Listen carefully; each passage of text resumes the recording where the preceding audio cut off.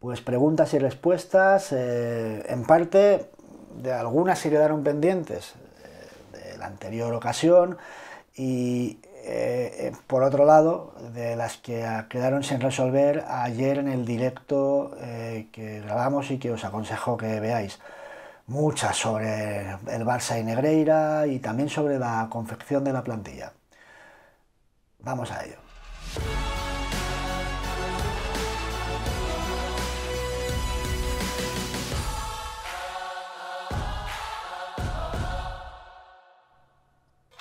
Pues tenemos un comienzo de semana un tanto peculiar, primero porque hoy lunes y tampoco mañana martes estará con nosotros Tomás Rubio, volverá Tomás el lunes de la semana que viene, y además porque ahora mismo marcharé a Madrid, a la gala de los premios La Galerna, que bueno, celebra hoy su primera edición y a la cual asistiré. Y ello me va a condicionar, supongo, en el ritmo, ¿no?, de producción de contenidos y de publicación de los mismos. No os prometo nada, no sé si podré publicar hoy y mañana o pasado, ya veremos. Puede ser que sí, ya veremos los medios con los que me encuentro en Madrid. Pero en cualquier caso, os prometí ayer en el directo, grabé un directo de 1 hora y media ayer, ahí lo tenéis, contestando preguntas pues, de vosotros. Y algunas quedaron pendientes y os prometí que las iba a dar cumplida respuesta. Aún así, voy a comenzar con una serie de preguntas que quedaron pendientes de la anterior preguntas y respuestas, ¿vale? Que fue hace unas semanas. Y sin más dilación, voy a entrar al tema y comienzo con una pregunta de David Antón, que me pregunta qué tipo de entrenador necesita el Real Madrid 2023-2024. ¿Debería tener mando en plaza o ser un funcionario del club? ¿Alineador o gerifalte? ¿Debe amoldarse a la plantilla o elegirla? ¿Ser formador o experto en manejo de grupos? Bueno, David, gracias por tu pregunta. Y ya sabemos que bueno, el Madrid tiene un presidente y una junta directiva con unas líneas muy definidas en cuanto a lo que es el entrenador, sobre todo en cuanto a lo que son los condicionantes a los que bueno, se ha de someter un entrenador de Real Madrid. Y el presidente, ya sabéis que yo opino que este va a ser su último mandato, es casi seguro, no es una opinión. Y bueno, a estas alturas no lo vamos a cambiar. Por lo tanto, hay que asumir que estas mismas líneas van a mantenerse en la designación de un posible nuevo entrenador, ya sea la temporada que viene o a la otra, o cuando haya un relevo de Ancelotti, que igual sigue. Que es lo primero que habría que decir, que igual siga Ancelotti, ¿no? Entonces, en caso de que no siga Ancelotti, entiendo lo que estás preguntando, David, pues habría que decir, pues bueno, pues eso, que sabemos que a Florentino pues, le gusta imponer, por ejemplo, una plantilla, el entrenador no confecciona la plantilla y esto es una cuestión que ha ido incluso reafirmándose con el paso del tiempo. Es decir, antaño sí que había pues cierta mano, ¿no?, del entrenador, incluso hubo periodos como el de Mourinho en el que el entrenador pues casi ejerció de director deportivo. En la época de Zidane bueno, fue un 50-50, ¿no?, ahí entre el club y el propio Zizou, el que acababan conformando la plantilla. En el caso de Ancelotti es más, bueno, pues es más condescendiente y cede al club esta parcela. Entonces, doy por hecho que el que venga se tendrá que acoplar a esta cuestión, por lo que confiere a la planificación de la plantilla. Yo no sé si el entrenador podrá pues acabar de perfilar, ¿vale?, con algunos jugadores que él pueda aconsejar o tal, o posiciones que crea que hay que reforzar. Pero básicamente va a ser el club el que defina. ¿Qué tipo de entrenador? Bueno, pues para empezar ya sabemos, un entrenador que acepte esto. Por lo tanto, olvidaros de los Jürgen Klopp y demás, porque es difícil que un entrenador de este tipo pues acepte que sea el club el que le imponga la plantilla, ¿vale?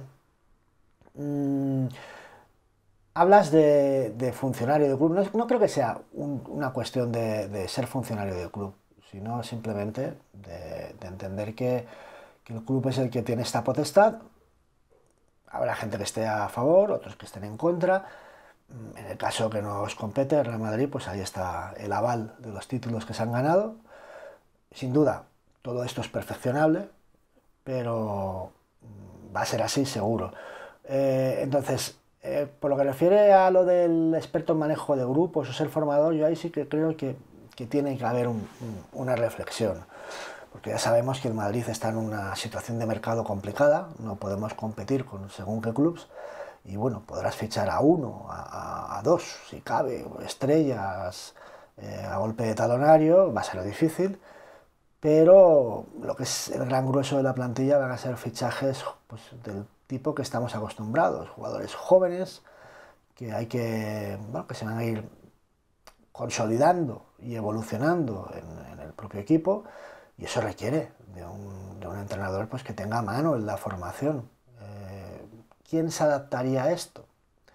Por ejemplo, yo lo he dicho muchas veces, yo creo que Pochettino es un jugador, un entrenador que se adapta a las dos condiciones que ya hemos mencionado, que gusta mucho al club, por esa, entiéndase bien el concepto, docilidad a la hora pues, de, eso, de aceptar las plantillas que les den y el intervencionismo del club, pero por otro lado ha sido un jugador que ha formado, ha consolidado grandes proyectos.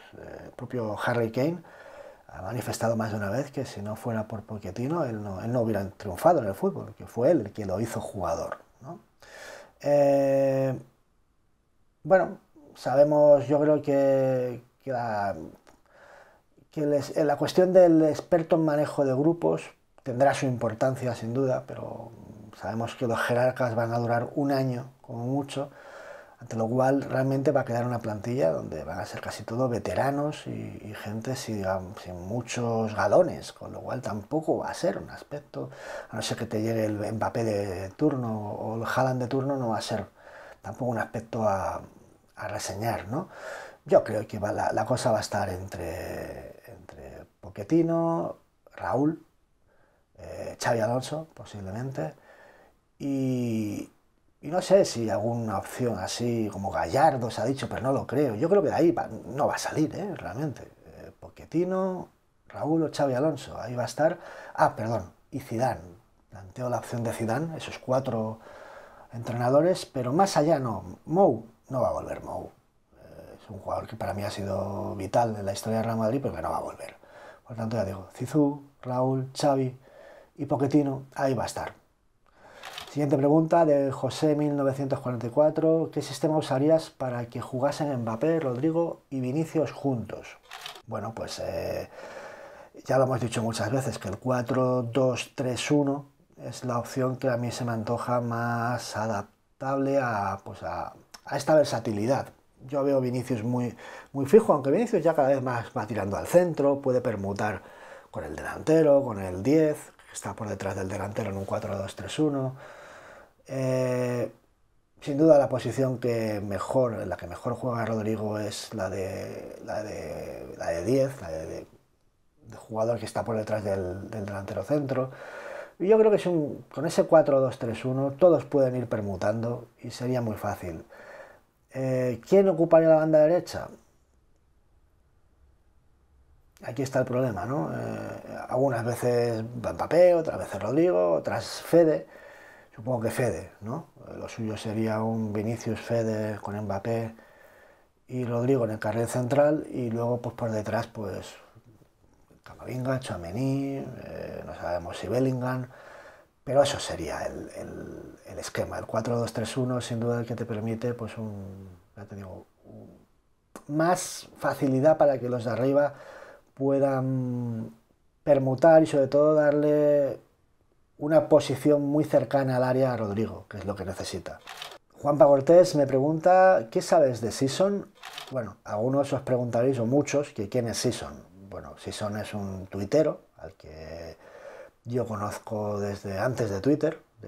Ya en otro foro estuvimos años pues parloteando y que se ha hecho muy popular en Twitter pues por su tono, porque yo digo que es un paisajista de Real Madrid, ¿no? Es una persona pues que en cierto modo o un relatista de Real Madrid con un tono muy peculiar, pues entre humorístico, histriónico, vehemente, bueno, digo, un tono muy peculiar que te tiene que entrar, que entiendo que a algunos no les entre, algunos sobre todo por la vehemencia, porque a veces es un poco contundente en sus términos, sus expresiones y sus afirmaciones.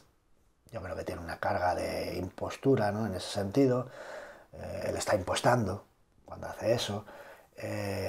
Y bueno, también por su lenguaje peculiar. Es el autor de conceptos que luego se han hecho tan populares, ¿no? Como gusiana, ¿no? Ahora la gente se refiere a la gusiana cuando hay ese recibimiento al autobús de Real Madrid en grandes noches o grandes partidos. Lo inventó Sisson. La sumeriana, el periodo del mercado en el que bueno, la gente se centra en los fichajes, pues también es una invención de Sisson, y tantos otros, ¿no? Y nada, pues Sisson, ya digo, es una persona que a veces ejerce de insider. Hay quien se enfada por eso, por Dios. Pues como os digo, es una persona que a veces imposta, pero que me parece muy interesante, a veces también lo que dice. Hay que también saberte pues separar lo que dice en serio o lo que te aporta como información que puede ser interesante, pero no información en cuanto a lo que te está desvelando, noticias, confidencialidades, sino a los análisis que hace. A veces son buenos. ¿Vale? No me refiero a los que hace sobre Sergio Llull o Pablo Lasso, con los que no estoy de acuerdo. Yo no estoy de acuerdo en muchas cosas con Sisson. Le tengo cariño porque lo conozco hace, ya os digo, 15, 16 años prácticamente. Creo que soy la única persona que tiene un contacto por privado con él. Bueno, pues, se expresa en público por Twitter y conmigo, pues, lo digo la verdad, charlamos a golpe de correo, de mail. O por privado de Twitter, pero vamos, no he hablado con él nunca de voz, ¿vale? Y nada, pues que eso, que se ha hecho muy peculiar y que en su día, bueno, pues corrió la corriente de... Hay unas teorías sobre su identidad, hay quien dice que es el hermano de Florentino Pérez, por eso le llaman Quique, otros que dicen que, bueno, pues hay todo tipo, que si soy yo, que si son, pues que si, bueno, muchas teorías, ¿no? Y nada, pues simplemente es eso, una persona que yo creo que ha amenizado y ameniza pues, al madridismo con un tono muy peculiar que te tiene que entrar, pero bueno, le propuse venir al canal, hacer un directo y con él en pantalla. Y bueno, a la vez que me preguntáis a mí, le podéis preguntar a él, obviamente sin mostrar el rostro, porque es claro, si es el hermano de Florentino Pérez, pues no va a mostrarse. A ver, coña. Simplemente él no quiere mostrarse y nada. Simplemente Sisson pues es un amigo muy peculiar que tengo y que genera mucha expectación en redes sociales. Siguiente pregunta de Pedro Turégano. ¿Por qué Ancelotti lleva a todos los partidos a Hazard, Mariano, Odriozola y Vallejo si no cuenta con ellos para nada? ¿No sería mejor llevar a los jóvenes del Castillo y darles una oportunidad? Pues sí, la verdad es que sí. Es una cuestión, yo creo que de equilibrio de plantilla, es decir, de vestuario más que de plantilla. Ancelotti entiende, y el club, que para que el vestuario tenga una estabilidad, para que haya buen rollo, para que no prenda ahí pues un brote de malestar, que pueda enrarecer el ambiente, pues que tiene que, cuando menos, tener esa consideración con los que no juegan, ¿vale? Porque si los apartase, si llevase a los chavales y a esto no los convocase, pues se podría generar, pues eso, un grupúsculo de personas pues que generen una rareza ahí en el ambiente del vestuario que luego pues acabe prendiendo y bueno, pues afectando a los que sí realmente importan, ¿no? O a los que sí tienen peso. Y básicamente es eso, es una idea que tiene Ancelotti sobre lo que es un vestuario y que no quiere atentar contra ella. Digo que también por parte del club, porque el club es la idea que mientras uno tiene un contrato, pues hay que respetarlo y no hay que hacerle mobbing como hacen otros clubs. Otra pregunta de Fénix el Loco. ¿Crees que hay posibilidades de que el Madrid fiche por la Premier? No, ya lo he comentado en algún, creo que en el mismo directo, que es una cuestión administrativa y política. Es decir, nunca, ni la FIFA te va a dejar, ni los gobiernos, ni el británico, ni el español lo van a permitir. Simplemente. Y ahora vamos ya con las preguntas que quedaron pendientes del directo de ayer. Arote11 me dice un comentario, pregunta, ¿eso de que fiche el Barcelona en España y ningún club le ponga pegas es para llevarse bien con ellos porque sabían lo de los árbitros? Hombre, no creo que sea por eso. Yo a mí simplemente sí que hay cierta condescendencia con el Barcelona, que yo creo que con el Madrid no tendrían, ¿vale? Estas dinámicas que tienen los clubes a veces.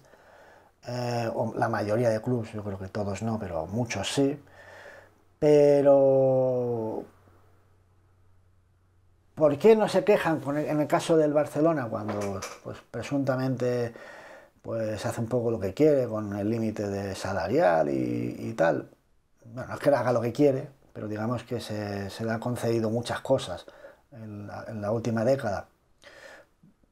Ya os digo, por un lado está ese tema de condescendencia, por otro lado está ese temor que hay a veces a arremeter contra equipos que son más sensibles a la crítica, como el Barcelona. Ya sabéis que aquí hay un tema ya sociopolítico, pues, de una mayor susceptibilidad por parte de territorios pues, que tienen pues, un tono político nacionalista propio que les hace pues, ser más saltar a la primera de cambio, y a veces pues eso pues, puede llevar pues, a ser más cauto a la hora de criticar.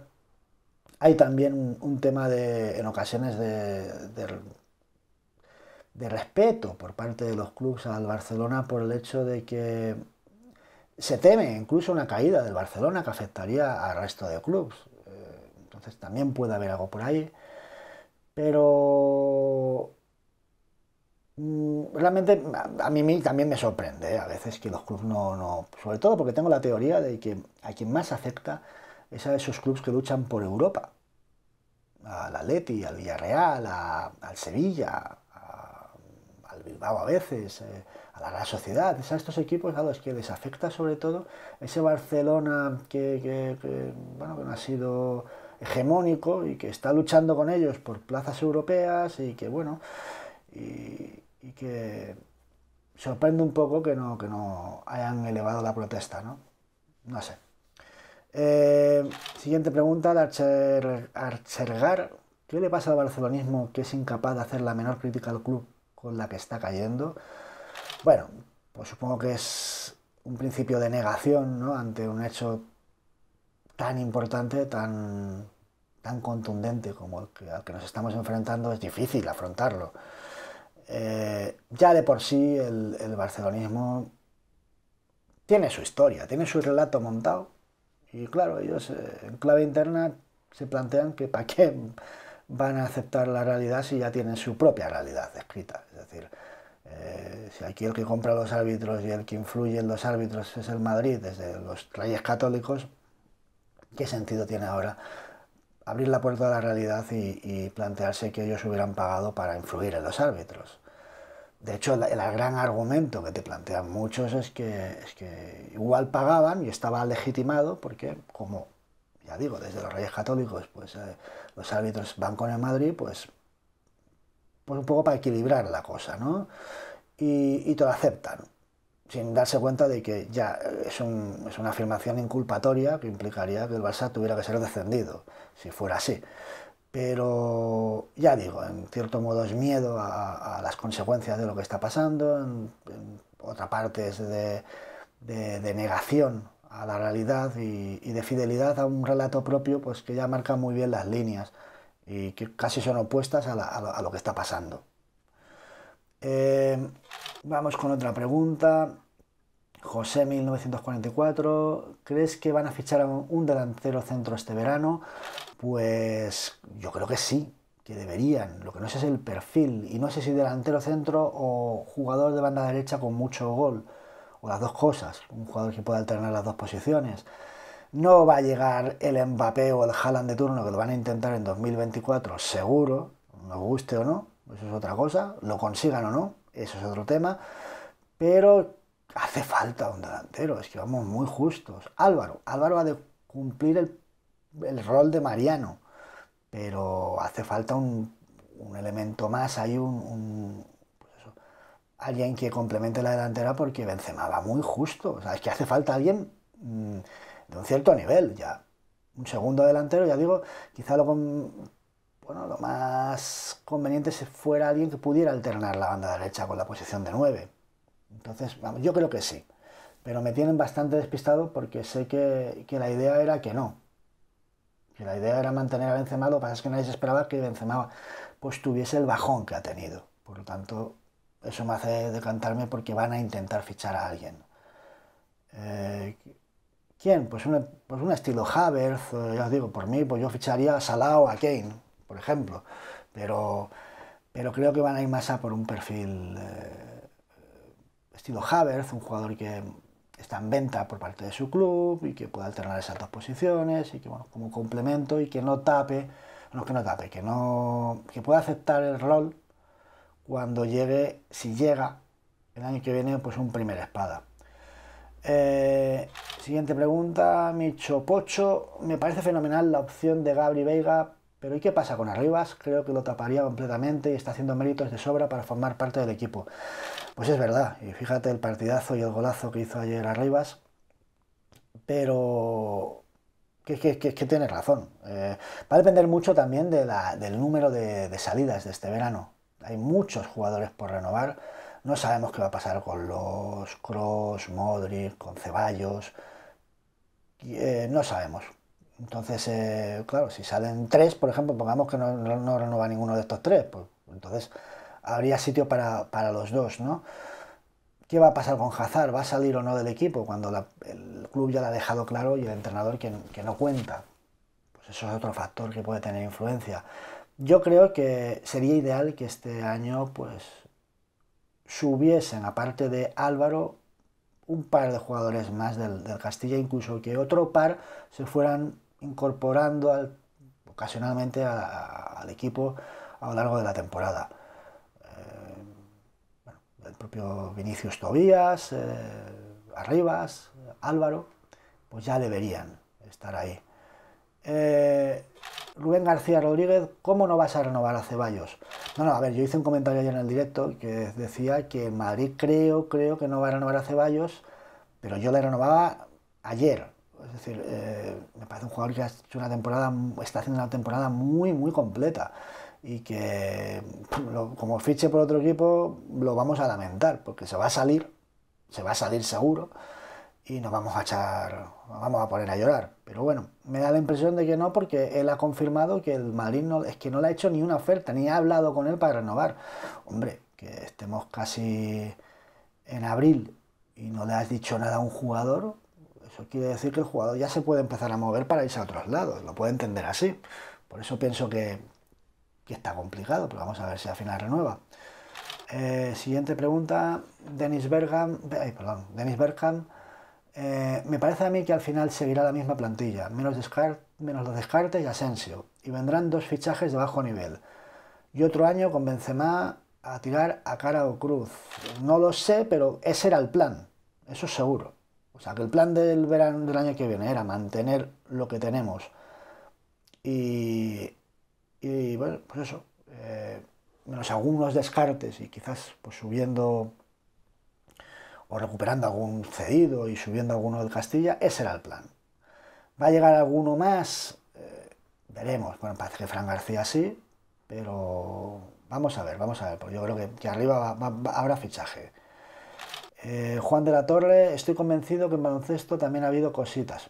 No lo sé, podemos recordar episodios muy, muy sorprendentes, pero yo digo una cosa, igual que digo a estos que se escandalizan de cómo puedes poner en duda, igual que digo que cómo puedes poner en duda la honestidad de los árbitros o que un club como el Barcelona pudiera hacer algo así, pues Pues yo siempre he dicho que esto ha empezado con la época de Núñez, y si un señor como Núñez era capaz de ir a la cárcel, bueno, era capaz, acabó en la cárcel porque fue capaz de comprar a un grupo, o sobornar a un grupo de inspectores de Hacienda, ¿por quién no? O sea, quien soborna a un grupo de inspectores de Hacienda para pagar menos, ¿por qué no va a comprar un grupo de árbitros o un árbitro?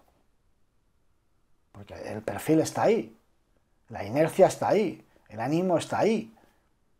¿Por qué en su vida profesional no dudaba en aplicar métodos delictivos y como ejecutivo deportivo iba a ser un santo? ¿Por qué el señor Gaspar podía manipular las elecciones a la Federación Catalana y hacer un tongo, provocar un fraude, y luego en el ejercicio como presidente de Barcelona iba a ser un santo? ¿Por qué tenemos que pensar eso? Si el Barcelona ha intentado influir en el arbitraje del fútbol, ¿por qué no iba a intentar influir en el arbitraje del baloncesto? Simplemente me planteo esas preguntas, porque me parece que no tienen mucho sentido, o cuando menos serían sorprendentes si fuera así. Siguiente pregunta.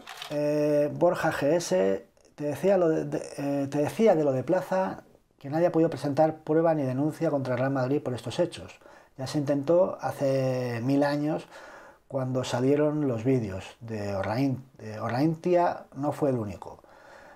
Hubo más árbitros en esta línea, uno granadino, recuerdo, pero finalmente se medio retractaron de estas declaraciones, como que iban más porque Plaza gestionó, ¿cómo gestionó el Plaza el CTA como un dictador, que no por el Real Madrid? Pues sí, Borja, si yo cuando decía lo de que no ponía la mano por Plaza me refería a que yo no sé lo que pasó con Plaza, pero que lo que sí que sé es que lo que pasó con Plaza no tiene nada que ver con lo que acabamos de descubrir del Barcelona. Es decir, es que lo del Barcelona ni siquiera es un trato, llamémosle, de presunta corrupción entre un club y un mando arbitral. Es que hablamos de una sucesión de este tipo de relaciones en distintas etapas, con distintos presidentes, hasta 4 o 5 presidentes, algunos casi que no se podían ni hablar, con lo cual el relevo era difícil. Decir, oye, mira, esto pasa. 5 presidentes estableciendo este vínculo con esta persona, este vínculo inaceptable con esta persona. Y claro, pues como comparan lo de Plaza con eso, pero tienes razón, es que lo de Plaza no hay facturas, no hay pruebas de pago, no hay nada de nada, más allá de que si el Madrid ganó muchos títulos esa época, y que si hubo un señor, como dices tú, el tal Orraintia, que habló, pero es que además no dice directamente que les dieran una consigna ni nada, habla de que a veces nos llamaba y nos daba consejos, pero ¿sobre qué? Para ayudar al Madrid, hombre, no directamente, pero uno podía entenderlo. Es que es todo muy ambiguo, y si me dices que luego, pues que se echó para atrás, como diciendo, hombre, no, tampoco quería decir eso, pues eso, ¿qué tiene que ver eso con el hecho de que te hayan pillado con el carrito los helados? Es decir, si es que te han pillado, tío. Ya está. Te lo van a seguir sacando, y te van a seguir sacando pues lo de siempre. Encima, pues mintiendo con que si Plaza dijo lo que no dijo, y con más temas que ya sabemos. Es que ellos tienen su relato y de ahí no lo vas a sacar. Ya está. Aunque traigas la realidad, aunque traigas pruebas, no les vas a sacar de su relato. Porque no les interesa el fútbol, ni el Barcelona, ni nada, si no es en arreglo a ese relato. Y ya está. Pero que tienes razón, Borja. Y bueno, vamos a ver alguna pregunta más. Agustín González, ¿qué crees que podemos hacer los ciudadanos de a pie para que se consiga purgar la corrupción arbitral y que esto no vuelva a suceder?